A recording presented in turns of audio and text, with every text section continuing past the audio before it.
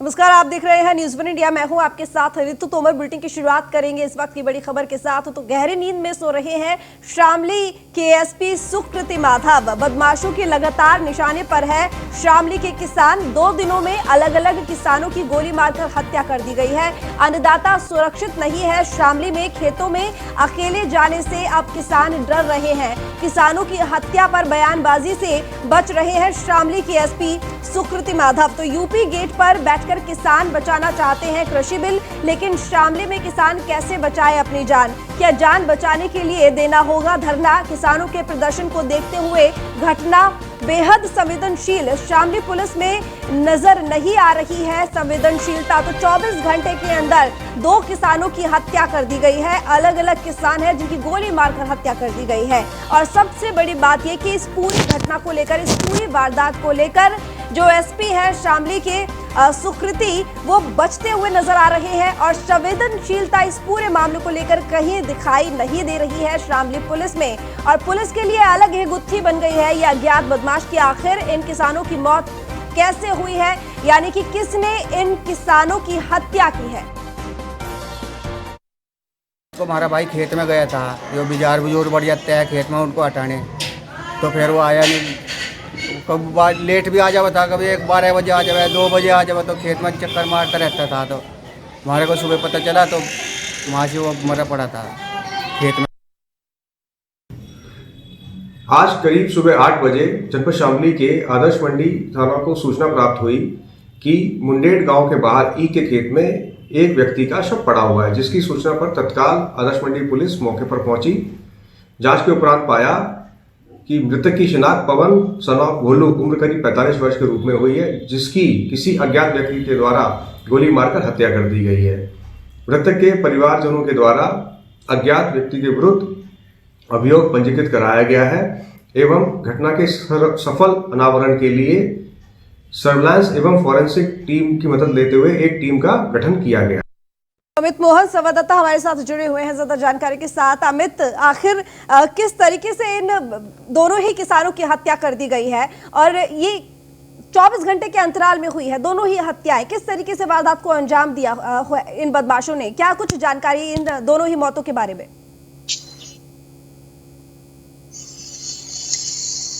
अमित, मेरी आवाज मिल रही है आपको? जी। आपको बता दें कि जनपद शामली में कल थाना गढ़ीपुख्ता क्षेत्र के गांव में एक प्रमोद नाम के किसान का गोली लगा शव मिला था। गोली उसके सीने में आर पार मारी गई थी। 24 घंटे भी नहीं हुए थे तो कि आज सुबह आदर्श मंडी क्षेत्र के गांव मुंडेड़ कला में फिर से एक किसान पवन का गोली लगा शव मिलने से क्षेत्र में सनसनी फैली है। इस पूरे मामले को लेकर प्रशासन का क्या कुछ कहना है? क्या कार्रवाई चल रही है अमित? जी, इसमें टीमें गठित करी गई हैं, लेकिन अभी तक कोई इस तरह का एसपी की तरफ से कोई बयान नहीं आया है। काफी बचते दिखाई दे रहे हैं मीडिया पे। परिवारजनों का क्या कहना है? परिजनों का क्या कहना है दोनों ही किसान के? दोनों ही किसानों के परिजनों ने इसमें मुकदमा कायम कराया है अज्ञात में, लेकिन वो बहुत जल्द खुलासे की मांग कर रहे हैं। जी, क्या किसी तरह की कोई आशंका है, किसी पर कोई शंका है परिजनों को? अभी तक तो ये मामला सामने नहीं आया, लेकिन लग रहा है कि कहीं ना कहीं किसान के परिजन हैं वो भी कुछ मामला दबाए हैं। ठीक है, लेकिन क्योंकि 24 घंटे के अंदर 2 किसानों की गोली मारकर हत्या हुई है, आखिर किस वजह से हत्या हुई है? कोई रंजिश थी? लूटपाट की मंशा से बदमाश पहुंचे थे? किसने आखिर इस हत्या की वारदात को अंजाम दिया है? इन तीनों ही बातों से जुड़ी क्या किसी तरह की कोई जानकारी अभी तक मिल पाई है? जी, अभी तक तो इस बारे में पूर्ण रूप से कहा नहीं जा सकता, लेकिन दोनों ही किसान अपने अपने खेतों में गए थे। जी, ठीक। और प्रशासन अब इस पर कार्रवाई कर रहा है। हम लगातार कोशिश कर रहे हैं एसपी से संपर्क करने की, सुकृति माधव, जिनसे कोशिश की जा रही है कि बात हो, लेकिन अभी तक फोन वो नहीं उठा रहे हैं। और सबसे बड़ी बात यह है कि किसान एक तरफ बैठकर आंदोलन कर रहे हैं, उनकी मांग है कि तीनों ही जो कृषि कानून है वो वापस हो जाएं, और वहीं दूसरी तरफ अगर शामली की बात करें तो यहाँ अन्नदाता ही सुरक्षित नहीं है, खेतों में अकेले जाने से डर रहे हैं किसानों की हत्या पर बयानबाजी से शामली के एसपी सुकृति माधव भी बच रहे हैं, क्योंकि प्रशासन को समझ में नहीं आ रहा है आखिर 24 घंटे के अंदर इन दोनों ही किसानों की मौत हो गई है, हत्या कर दी गई है। आखिर किसने हत्या की है, कौन वो बदमाश थे और किस मोटिव की वजह से, किस उद्देश्य की वजह से आखिर इन किसानों की मौत हुई है, एक बहुत बड़ी अनसुलझी पहेली बना हुआ है प्रशासन के सामने। तो बता दें आपको इस वक्त की बड़ी खबर कि शामली में 2 किसानों की मौत हो गई 24 घंटे में, और इस पूरे मामले को लेकर एसपी भी कुछ भी बोलने से बच रहे हैं। दूसरी तरफ हमारी टीम लगातार कोशिश कर रही है यहाँ पर फोन लगाने की शामली के एसपी को, सुकृति माधव को, लेकिन वो फोन रिसीव नहीं कर रहे हैं। वो इस पर जाहिर सी बात है कि फोन नहीं रिसीव कर रहे हैं तो कुछ भी बोलने से बचना चाहते हैं, अपनी तरफ से जवाब नहीं देना चाहते हैं, यानी कि वो संवेदनशीलता जिसकी बात हम कर रहे हैं किसानों के प्रति फिलहाल शामली के पुलिस प्रशासन में नजर नहीं आ रही है। पूरे मामले को लेकर कार्रवाई चल रही है, लेकिन कुछ भी कहने से बच रहा है शामली का पुलिस प्रशासन।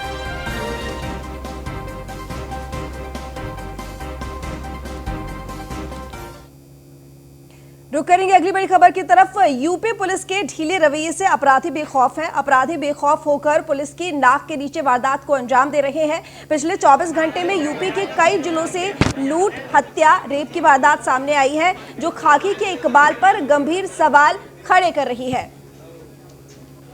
तो ये 6 तस्वीरें हम आपको दिखा रहे हैं। पहली तस्वीर है वो आगरा से है, जहां पर साफ देखा गया किस तरीके से वारदात को अंजाम दिया गया और लूट की वारदात की गई कैनरा बैंक में। दूसरी जो तस्वीर हम आपको दिखा रहे हैं वो सीतापुर से है, जहां पर 2 गुटों में जमकर मारपीट हुई, लड़ाई झगड़ा हुआ। उसके बाद जो तीसरी तस्वीर है वो प्रयागराज से है, चौथी तस्वीर हरदोई से है, और उसके बाद 5वीं तस्वीर हापुड़ से है, जहां पर जहां पर ई रिक्शा वाले से लूटपाट की वारदात को अंजाम दिया गया है। और इसके साथ ही जो 6ठी तस्वीर है वो रायबरेली से है। तो साफ दिखा रही है ये 6 की 6 तस्वीर की किस कदर अपराधियों के हौसले बुलंद है और उनकी कितनी हिमाकत है कि कानून को लेकर जिस तरीके से बात होती है पुलिस के प्रशासन की कि कानून को मजबूत बनाए रखने के लिए तमाम कदम उठाए जा रहे हैं, लेकिन वहीं दूसरी तरफ बदमाशों के हौसले किस कदर बुलंद है कि दिन दहाड़े लूट की वारदात हो, चोरी की वारदात हो, मौत की बात हो, यानी किसी की हत्या की बात हो, मर्डर की बात हो, हर चीज में देखा जा रहा है कि कोई भी डर और खौफ फिलहाल बदमाशों में कानून का नहीं है।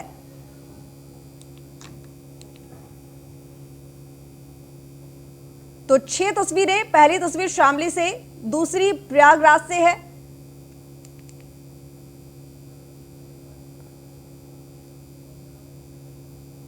तो वही आगरा में एसएसपी बबलू कुमार की फील्डिंग कमजोर हो रही है। ताज और पर्यटन नगरी में बदमाश चौके छक्के लगा रहे हैं। बबलू कुमार की पुलिस नहीं संभाल पा रही कानून व्यवस्था। ताज नगरी आगरा में बेखौफ हुए बदमाश, आगरा पुलिस को खुली चुनौती। बैंक लूट की बड़ी वारदात हुई है आगरा में, जहां पर कैनरा बैंक में लूट की वारदात को बदमाशों ने अंजाम दिया। बाइक सवार बदमाश पहुंचे और तमंचे के बल पे इस लूट की वारदात को बदमाशों ने अंजाम दिया। तो कृष्णा त्यागी इस वक्त हमारे साथ जुड़े हुए हैं लाइव। कृष्णा, आगरा में ये बैंक है कैनरा बैंक, जहां पर बदमाशों ने, वो भी बाइक सवार बदमाशों ने इस लूट की वारदात को अंजाम दिया। किस तरीके से ये लूट की गई जरा बताइए। आपको बता दूं, थाना हिरानगर क्षेत्र के केंद्र जा रहा है, सवार बदमाशों ने पूरी घटना को अंजाम दिया। जानकारी के अनुसार एक बदमाश लगातार रैकी कर रहा था, उसके बाद 2 बदमाशों ने तमंचे के बल पर इस लूट की बड़ी वारदात को अंजाम दिया है। वहीं एसएसपी बबलू कुमार के अथक प्रयासों के बावजूद भी क्राइम रोकने का नाम नहीं ले रहा है। जानकारी के अनुसार आपको बता दूं कि पिछले महीने भी एक बड़ी बैंक की डकैती का बड़ा मामला आया था, उसमें एसएसपी बबलू कुमार ने कई टीमें लगाकर उन लोगों को गिरफ्तार जरूर किया था। लेकिन आगरा ताजनगरी की बात की जाए तो आगरा में क्राइम इतनी तेजी से बढ़ रहा है। पिछले 6 महीने की बात की जाए तो लूट, डकैती और छिनैती की वारदात लगातार बढ़ती जा रही है।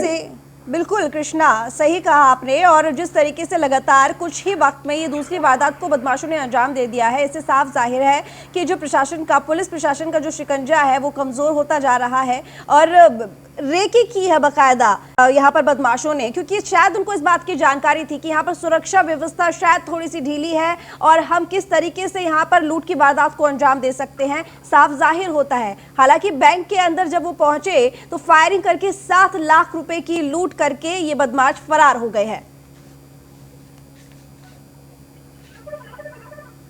तो कृष्णा, बने रहिए आप हमारे साथ, आगे और भी खबरों पर जानकारी लेंगे आपसे।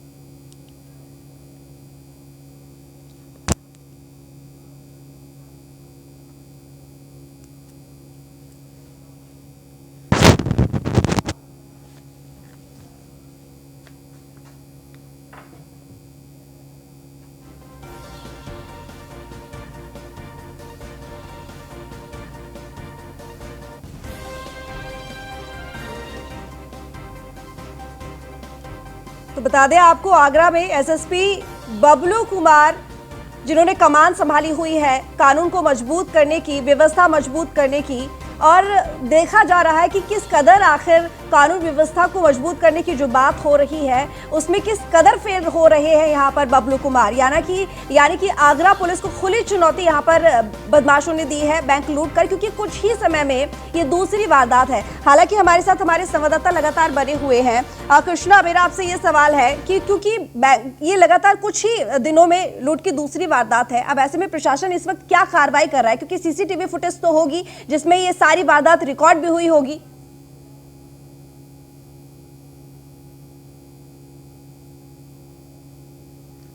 मेरी आवाज पहुंच रही है आप तक कृष्णा?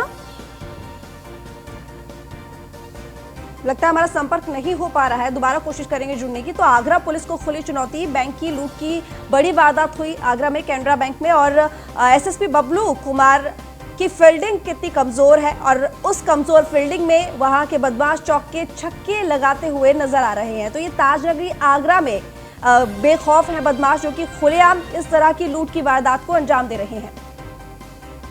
सीतापुर से खबर है, जहां पर ध्वस्त हुई कानून व्यवस्था। सीतापुर में अवैध असलों से ताबड़तोड़ फायरिंग, पुलिस की नाक के नीचे दिन दहाड़े फायरिंग की गई। दिन दहाड़े हुई फायरिंग से इलाके में दहशत। मामूली विवाद के बाद 2 गुटों में अंधाधुंध फायरिंग। सीतापुर में तांडव फिल्म जैसी तस्वीर दिखाई दी। तो सीतापुर पुलिस अवैध असले रखने वालों पर लगाम नहीं लगा पा रही है। पुलिस ने दोनों पक्षों के लोगों को हिरासत में ले लिया है। पिसावा इलाके के मोहम्मदापुर गांव की ये पूरी घटना है। ये तस्वीर आप देख रहे हैं, पुलिस की नाक के नीचे दिन दहाड़े ये फायरिंग चल रही है। जिस तरीके से अवैध असले लोगों ने घरों में रखे हुए हैं, इससे साफ जाहिर है कि लगाम लगाने में, कानून व्यवस्था को बनाए रखने में यहाँ की पुलिस पूरी तरह से फेल हो चुकी है, पस्त हो चुकी है। तो सीतापुर में ध्वस्त हुई कानून व्यवस्था, दिन दहाड़े फायरिंग, वो भी अवैध असलों से ये फायरिंग हो रही है। तो सीतापुर में अवैध असलों से ताबड़तोड़ फायरिंग की ये तस्वीर, पुलिस की नाक के नीचे दिन दहाड़े फायरिंग।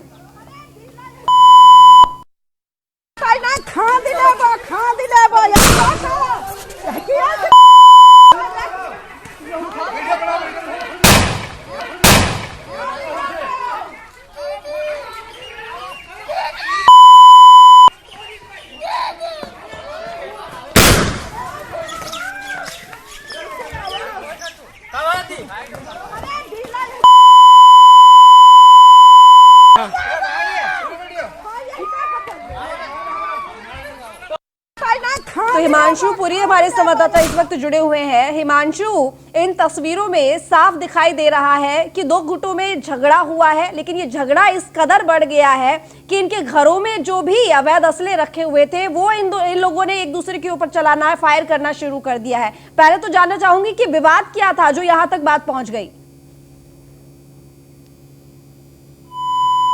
हिमांशु, मेरी आवाज पहुंच रही है आप तक?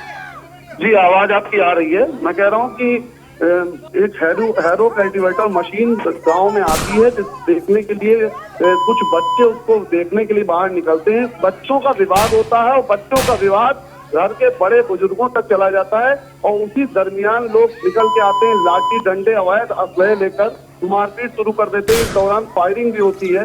लेकिन सवाल सबसे बड़ा ये है कि खुलेआम फायरिंग और खुलेआम असलहे लहराने जैसी जो स्थिति है, तो उससे पुलिस क्या कर रही थी? क्या कोई इंटेलिजेंस को कोई पहले से कोई जानकारी नहीं थी कि गांव में, मोहम्मदापुर गांव में, पिसावा क्षेत्र के ऐसी कोई बड़ी वारदात हो सकती है, लोगों के पास असले हैं? इस पर पुलिस लगातार सवालों के घेरों में बनी हुई।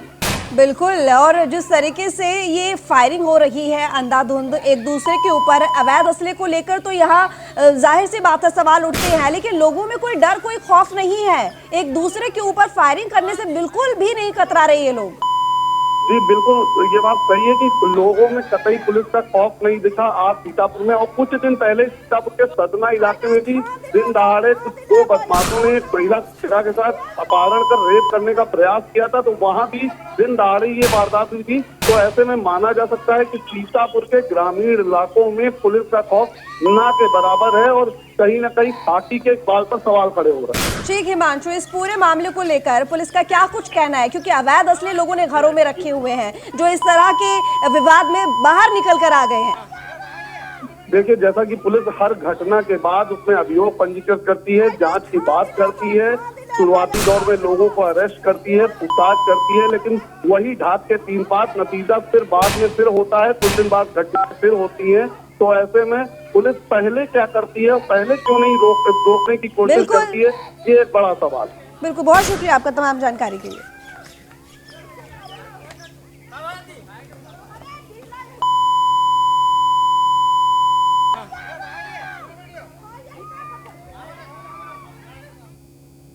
तो इस सपा ने सिरसागंज विधायक को पार्टी से निकाल दिया है। पार्टी से बाहर निकाले जाने पर बोले हरिओम सिंह यादव, राम गोपाल यादव ने मुझे पार्टी से निकलवाया है।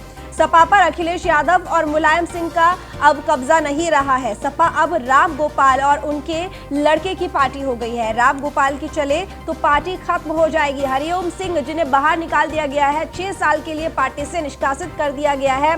आपको बता दें कि हरिओम सिंह ने इस पूरे मामले को लेकर अब बयान दिया। उसमें उन्होंने कहा कि मुझे राम गोपाल ने पार्टी से बाहर निकलवाया है और अब ये पार्टी अखिलेश यादव और मुलायम सिंह की नहीं रही है, उनका कब्जा नहीं रहा है। सपा अब राम गोपाल और उनके लड़के की पार्टी हो गई है। राम गोपाल की चले तो पार्टी खत्म हो जाएगी। 2022 में पूरे प्रदेश में 20 सीट भी सपा की नहीं आने वाली है। मुलायम सिंह से रिश्तेदारी है और बनी रहेगी, लेकिन हमने राम गोपाल यादव के गलत कामों का विरोध किया, शराब माफिया भांजे का विरोध किया, इसलिए हमें पार्टी से बाहर निकलवा दिया गया। फिरोजाबाद की सिरसागंज सीट से है विधायक हरिओम सिंह यादव, जिन्होंने ये बयान दिया है। तो पार्टी के विरोध में देखिए, हम लोगों ने पार्टी के लिए बहुत काम किया। नेताजी के साथ लोग 30-35 साल से लगातार इस पार्टी से जुड़े रहे और पार्टी की मदद की और पार्टी की वजह से जनता की पूरी 30 साल से लगातार हम लोग सेवा कर रहे हैं। और पार्टी को मजबूत बनाने में हमारे परिवार का बड़ा योगदान रहा। क्षेत्र की जनता हमसे जुड़ी रही, हमारे साथ रही और आज भी हमारे साथ है। लेकिन अब हमारा मानना है ये समाजवादी पार्टी आदरणीय नेताजी वाली पार्टी और मैं समझता हूँ कि राष्ट्रीय अध्यक्ष अखिलेश की पार्टी नहीं है। ये पार्टी प्रोफेसर राम गोपाल यादव और उनके बेटे की पार्टी हो गई है और इसीलिए इस पार्टी की दुर्दशा हो रही है। जिस पार्टी में अगर राम गोपाल उसके लड़के की चलेगी तो पार्टी ख़त्म हो जाएगी और यही स्थिति रही तो 2022 में इस समाजवादी पार्टी की 20 सीट के लाले पड़ जाएंगे। तो ये बयान था जो हमने आपको सुनाया और ये बयान दिया है हरिओम सिंह यादव ने, जिन्हें पार्टी से निष्कासित कर दिया गया है। सपा अध्यक्ष अखिलेश यादव ने इन्हें पार्टी से निष्कासित कर दिया है। आपको बता दें कि ये सिरसागंज के विधायक हैं हरिओम, जिन्हें पार्टी से इसलिए बाहर निकाला गया क्योंकि इनके ऊपर आरोप लगा कि पार्टी विरोधी गतिविधियों में लिप्त है। तो एसके वाजपेयी इस वक्त हमारे साथ जुड़े हुए हैं। एसके, हरिओम सिंह ने बयान दिया है कि सपा ने इसलिए बाहर निकाला है, यानी कि अखिलेश यादव ने इसलिए बाहर निकाला है क्योंकि राम गोपाल चाहते थे। अब सपा में यहाँ पर अखिलेश यादव और मुलायम सिंह की नहीं चलती, बल्कि राम गोपाल और उनके लड़के की चलती है।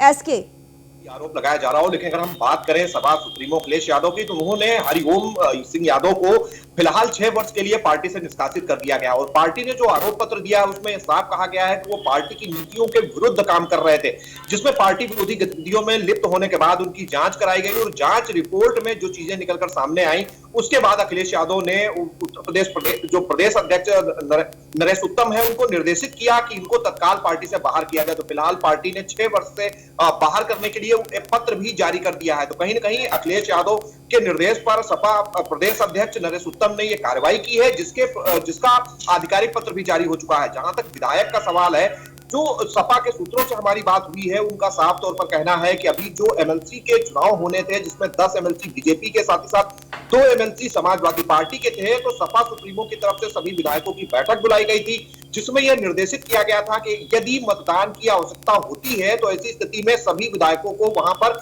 उपस्थित होना होगा। उस दौरान इनकी बीजेपी के कुछ लोगों के साथ इनकी मिली भगत पाई गई, जिसमें बीजेपी के लोगों के संपर्क में थे। तो कहीं ना कहीं उस चीजों की जांच सपा की तरफ से कराई गई, जिसमें ये चीजें सपा की तरफ से प्रूव हुई है, ऐसा सपा के लोगों का कहना है। बिल्कुल एसके, लेकिन ये जो बात बिल्कुल एसके, लेकिन हरिओम ने एक बात कही है यहाँ पर कि अब 2022 की बात की जाए तो यहाँ पर सपा का अब ये हाल हो जाएगा कि 20 सीटें भी उन्हें नहीं मिलेंगी। तो जाहिर सी बात है कि कहीं ना कहीं जो नीतियों पे काम हो रहा है सपा में उससे खुश नहीं है विधायक साहब। चलिए, बहुत शुक्रिया आपका तमाम जानकारी के लिए। मुजफ्फरनगर से खबर है जहां पर केंद्रीय मंत्री डॉक्टर संजीव बालियान को गुस्सा आ गया। प्रेस कॉन्फ्रेंस के दौरान बौखलाए केंद्रीय मंत्री संजीव बालियान। बीजेपी नेताओं की एंट्री बैन के सवाल पर गुस्से में दिखे मंत्री संजीव बालियान। कहा, मेरे साथ चलो, गांव में हमें दिखाओ वो पोस्टर जहां पे लिखा हुआ है कि बीजेपी बैन है। आम बजट को लेकर मुजफ्फरनगर में प्रेस कॉन्फ्रेंस कर रहे थे। प्रेस वार्ता के दौरान संजीव बालियान को गुस्सा आया। विरोध क्यों नहीं कर रहा गाँव कहीं पचेंडा में, कई गाँव में लगा चल मेरे साथ क्या यार बच्चों वाली बात कर, सारी बात पता होते हुए गाँव में विधायक जा रहे, गाँव में जा रहा, किस गाँव में नहीं जा रहे बताओ। 26 में आकार हुआ भाजपा का, 27 में आकार हुआ, हर गाँव में रोज जा रहे हैं, ये नहीं बात। पुरावा पूरे गाँव में पोस्टर पचेंडा में भी लगा दिया अभी साहब। एक व्यक्ति अगर पोस्टर लगाता है और वो फिर भाग जाता है, महासंघ में जब कार्यकर्ता पहुंचते, अब इस चीज को आप प्रमुखता से छापोगे तो कुछ भी करेगा भाई। हर गांव में उसका ये ध्यान है, जिस गांव में पोस्टर लगा उस गांव में अगले दिन आप कार्यक्रम कर दो तो बहुत बढ़िया छपेगा। हम तो जा रहे हैं लगातार, हम लगातार जा रहे हैं। विरोध क्यों नहीं कर रहा गाँव में लग रहा है, चल मेरे साथ लगाओ, कौन सा लगा हुआ कहीं चला पचेंडा में, कई गाँव में लगा, चल मेरे साथ क्या यार बच्चों वाली बात कर, सारी बात पता होते हुए गाँव में विधायक जा रहे, गाँव में जा रहा, किस गाँव में नहीं जा रहे बताओ।